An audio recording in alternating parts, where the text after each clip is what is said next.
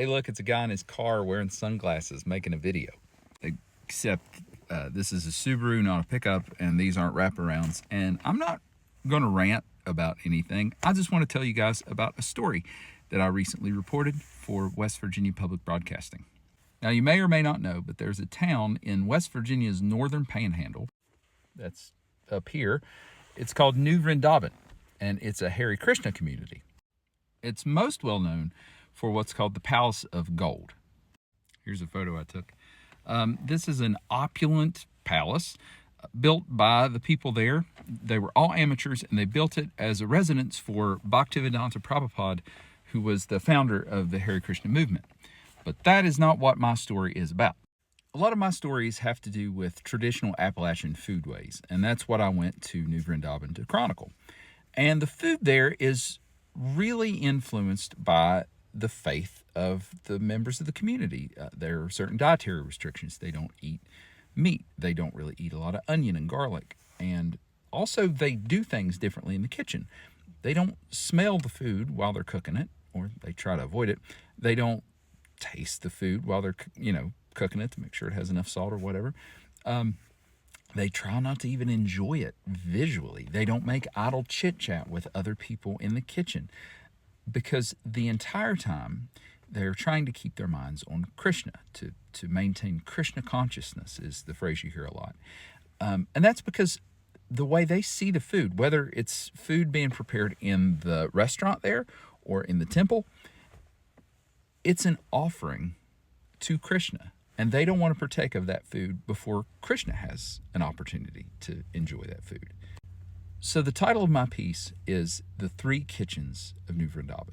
We start in Govinda's, the on-site restaurant where you can, pilgrims and visitors alike can go and enjoy a really good meal. But then we go to the second kitchen, which is in the temple.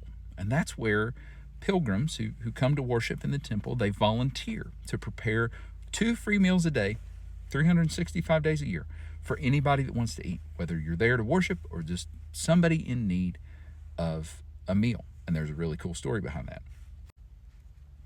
Then there's the third kitchen, which most of the time they don't just allow people into, but I got to go into because they wanted to show it to me to expose our audience to this. This is the deity kitchen. This is the place where God's food is prepared, the food that is used in the worship services in the temple. And the people who cook in there have to be extra sanctified. The cooking vessels, the cooking utensils are sanctified and aren't used for anything else. The serving dishes are made of pure silver. But then at the end of my reporting process, I talked to somebody who revealed that there is actually a secret fourth kitchen. And as you'll hear in the story, I think that might be the holiest kitchen of all. So head to, where to find, links and stuff. Head there and you can find a link to my story, The Three Kitchens of New Vrindavan. And I really do mean hear it, because this story was made for radio. And if you want the full experience, you'll want to hear all the sounds that I collected and put together. Here is Sachi Sutta, a great guy who runs the volunteer kitchen in the temple. And he's making a special buckwheat banana bread. Here is Sachi offering the food to Krishna before he serves it to people. Here is Rohini Kumar. He's the chef in the deity kitchen. He's what's known as a twice initiated devotee. He's got a special mantra that he chants, and he's really committed to the faith. And here he is.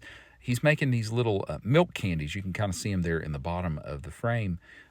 He's pressing those balls with a little dough presser into these milk candies that are offered to Krishna each morning during the worship service to kind of wake up the deity. Here's the food from the deity kitchen, all plated up on solid silver plates and bowls, ready to be taken into the temple. And here's what it looks like inside the temple. So yeah, I hope you guys enjoyed the story. I had a lot of fun making it, and let me know what you think.